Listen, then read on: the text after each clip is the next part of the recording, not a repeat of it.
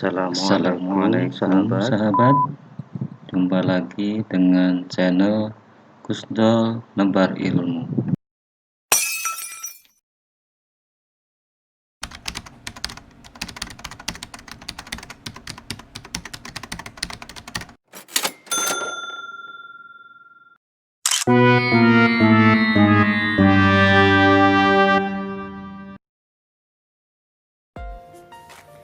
Bismillahirrahmanirrahim. Assalamualaikum warahmatullahi wabarakatuh. Semangat pagi anak-anakku, calon siswa-siswi SMP Negeri 4 Kota Baru. Kenapa ibu bilang calon siswa-siswi? Karena kalian belum sah menjadi siswa-siswi SMP Negeri 4 Kota Baru, karena kalian belum melewati sepenuhnya masa pengenalan lingkungan sekolah. Oke anak-anakku, kali ini ibu akan menjelaskan materi tentang pengenalan kurikulum, yang merupakan salah satu materi MPLS siswa baru di SMP Negeri 4 Kota Baru tahun pelajaran 2020-2021. Lanjut ke materi, ibu akan memperkenalkan diri ibu terlebih dahulu. Nama ibu Riza Bariza Rifkiah. Ibu salah satu guru mata pelajaran IPA. Tugas tambahan ibu yaitu Wakil Kepala Sekolah Bidang Kurikulum. Ibu bertugas di SMP 4 mulai tanggal 1 Januari 2011 sampai dengan sekarang. Kalian tentunya sudah tahu dong kurikulum 2013. Kurikulum 2013 atau K13 adalah kurikulum yang berlaku dalam sistem pendidikan Indonesia. Karena kita berada di lingkup Indonesia, berarti kita menggunakan kurikulum 2013. Kurikulum 2013 memiliki 4 aspek penilaian, yaitu aspek pengetahuan, aspek keterampilan, aspek sosial, dan aspek spiritual. Jadi, guru yang mengajar kalian itu nantinya tidak hanya menilai dari sisi pengetahuan kalian saja, tapi keterampilannya juga, sosialnya, dan juga spiritualnya. SMP Negeri 4 Kota Baru merupakan sekolah menengah pertama yang setara dengan Madrasah Sanawiyah, sehingga mata pelajarannya pun berjumlah 11 mata pelajaran yang dibagi menjadi 2 kelompok, yaitu kelompok A dan kelompok B. Kelompok A terdiri dari pendidikan agama dan budi pekerti, pendidikan Pancasila dan kewarganegaraan, matematika, bahasa Indonesia, ilmu pengetahuan alam, ilmu pengetahuan sosial, dan bahasa Inggris. Sedangkan kelompok B yaitu seni budaya, pendidikan jasmani dan kesehatan, prakarya, dan bahasa daerah. Apa sih fungsi kurikulum? Kurikulum itu berfungsi sebagai materi. Kurikulum sebagai wahana menyampaikan pengetahuan atau knowledge transmission dari guru ke siswa. Jadi, kurikulum itu sebagai media penyampaian pengetahuan dari guru kepada kalian sebagai siswa. Perencanaan pembelajaran sangat dominan dan ketat berdasarkan urutan logis dari materi pembelajaran.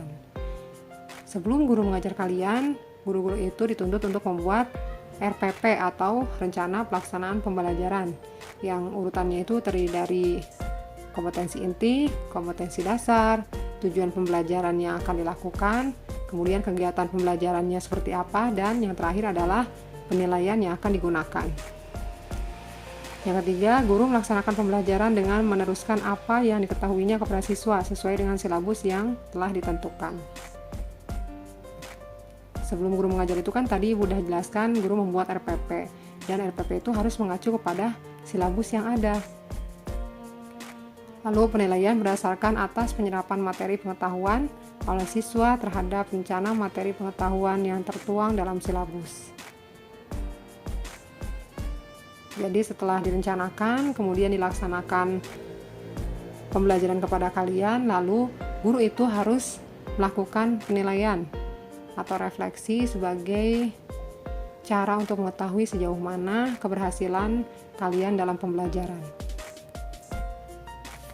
Fungsi yang kedua, kurikulum sebagai produk. Kebebasan dalam penyampaian pembelajaran, yang penting hasil akhirnya harus sesuai standar, yaitu memiliki kompetensi sebagaimana dirumuskan. Jadi guru itu bebas dalam menyampaikan pembelajaran kepada kalian.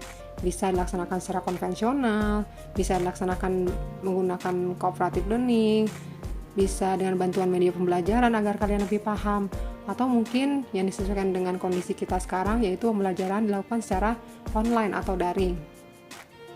Kemudian sangat tergantung pada penilaian terstandar, harus tepat sejalan dengan konsep produk, di mana pengecekan pada hasil akhir yang harus sesuai dengan standar. Maksudnya, setiap sekolah itu dia memiliki KKM atau kriteria ketuntasan minimum. KKM tiap mata pelajaran dan jenjang itu berbeda-beda, namun pihak sekolah dengan timnya itu nanti akan menyusun KKM tingkat satuan pendidikan. Jika di SMP 4 tahun lalu itu KKM satuan pendidikannya yaitu bernilai 70. Jadi jika kalian pada saat sudah menjadi siswa dan melakukan pembelajaran, jika nilai kalian di bawah 70, maka kalian akan mengikuti remedial. Tapi kalau misalkan kalian nilainya di atas 70, maka kalian akan mengikuti program pengayaan.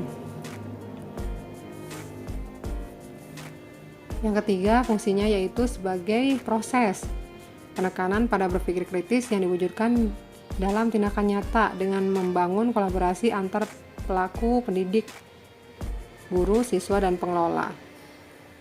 Kalian pada saat menerima materi dari guru, kalian harus juga bereksplorasi menggunakan media yang ada. Ibu yakin kalian semuanya udah punya handphone dan juga kuota yang banyak.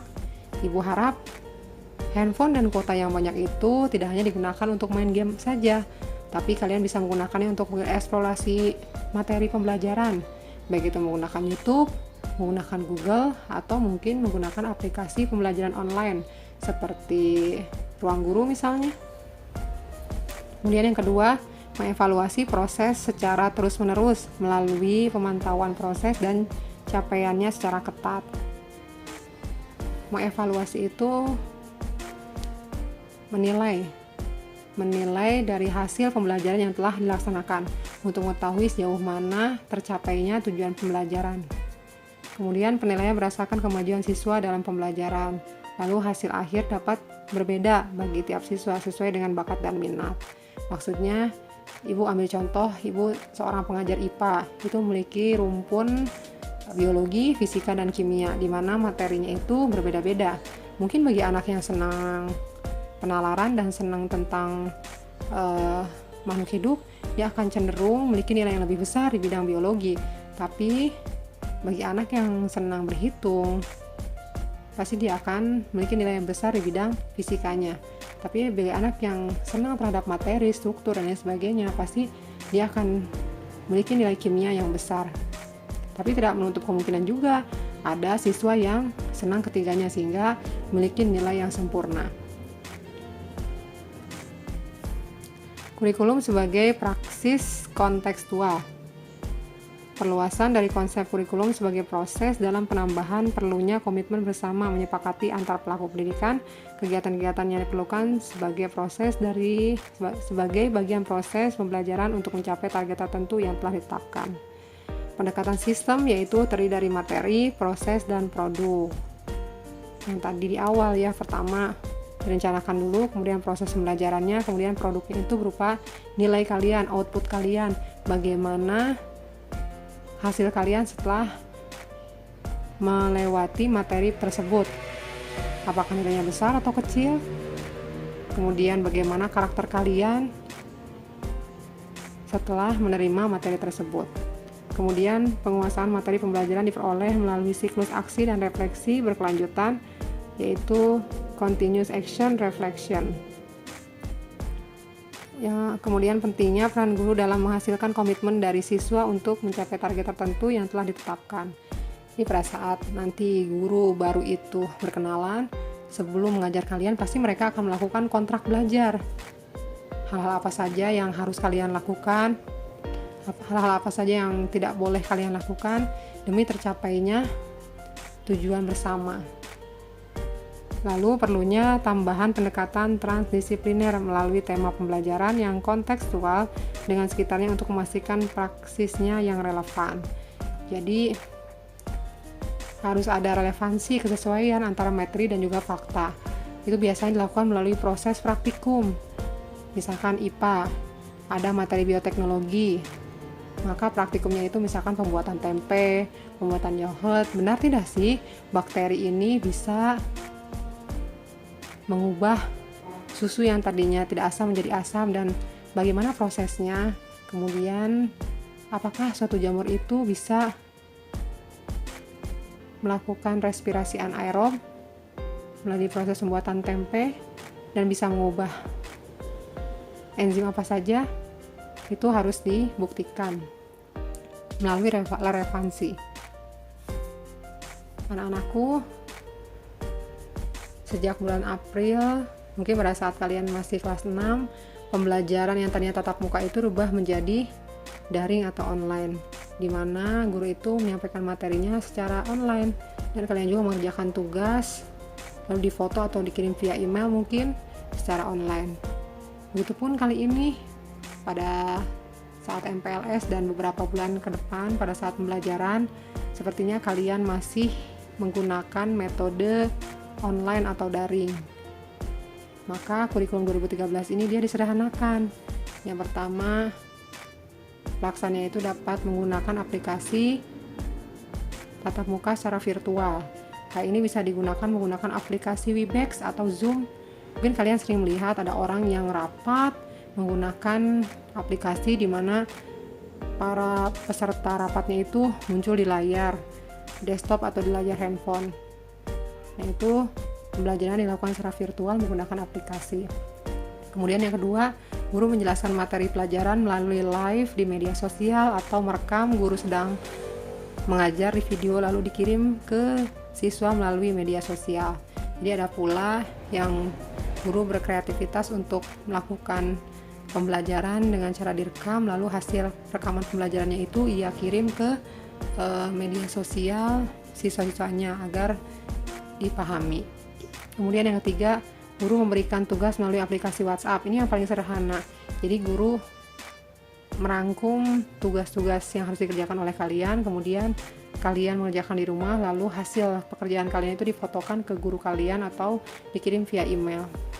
Lalu yang keempat, guru membuat kelas belajar online melalui aplikasi Google Classroom atau aplikasi pendukung lainnya.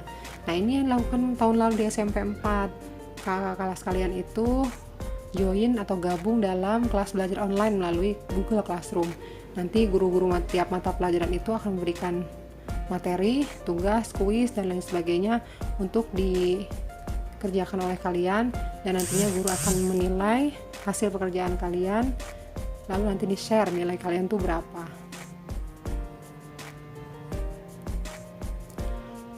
Oke anak-anakku, mungkin sampai di sini pengenalan kurikulum 2013 di SMP Negeri 4 Kota Baru.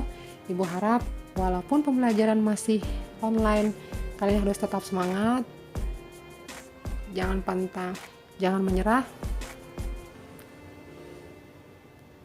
Ibu akhiri, billahi taufiq wal hidayah. Wassalamualaikum warahmatullahi wabarakatuh.